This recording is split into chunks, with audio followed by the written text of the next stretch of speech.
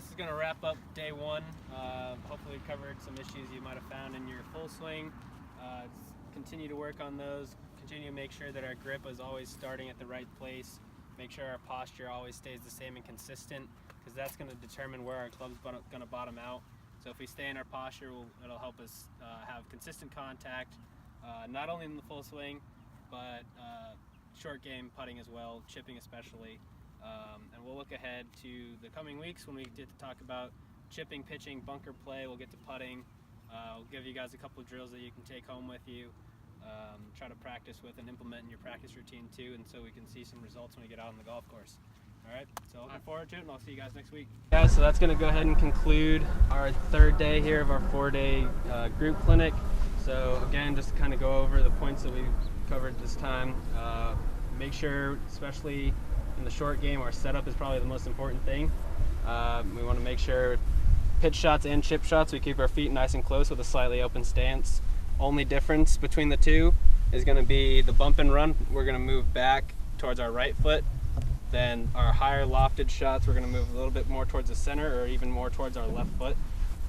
And then the only other difference there is going to be the action that we feel with our hands. So with that higher shot, we're going to feel a little bit of wrist hinge.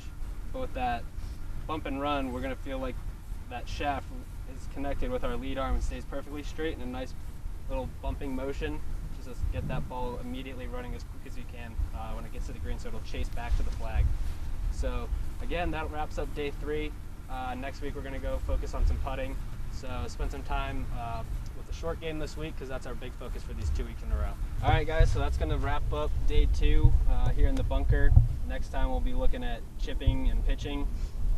So make sure you guys practice out of the sand, but then also look ahead to next week and start working on a little bit of chipping issues you may have and identifying some problems we could work on next week. Again, to recap with what we did in the bunker, we always want to make sure that we have a wide, stable base about shoulder width apart, good amount of knee flex so our knees don't move around, because that's going to determine where our club's going to bottom out, and it's going to be a problem when it comes to consistency. And again, we want to be able to use the bounce, because that's what's going to bring the ball out of the bunker, is the bounce, not the leading edge. So we want to make sure that when we set up with our wide base, that the club face is also going to be open, so that that brings in the bounce of the club. And then from there, we focused on an inch behind the ball and an inch in front of the ball, trying to get our divot to take a consistent amount of sand and enter the sand and exit the sand in the same distance. So again, last thing to think of is how far we want to throw that sand towards the flag, because that's going to be our form of distance control and how we're going to gauge feel in the bunker. So again, we'll look forward to next week, focus on some chipping and pitching. So that's the end of day 4, and therefore the end of our 4 clinics. So hopefully you guys took a lot out of it. I know I enjoyed working with you guys in all aspects of the game.